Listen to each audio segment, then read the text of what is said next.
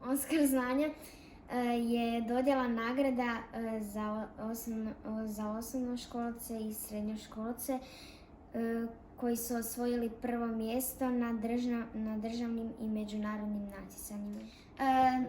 Dobila sam Oskara za prvu kategoriju u disciplini saksofon.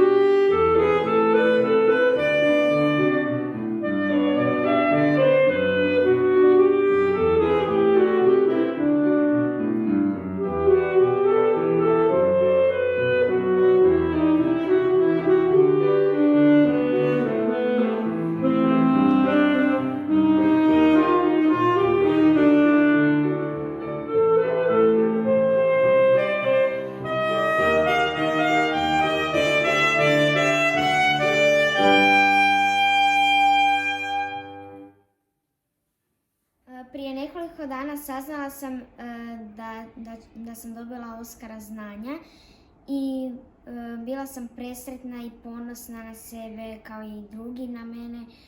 Tata nam je javio, a mama je to sve razglasila svima. Odabrala sam saksofon zato što jako volim puhačke instrumente. Moja mama inače svira flautu, a htjela sam neki puhački jer sviram često kao mala blok flautu i fučkam cijelo vrijeme, tako da saksofon mi se činio najfrajerski instrument. Vježbam od početka godine svakodnevno i tako mislim i nastaviti. Nastupa imam mnogo.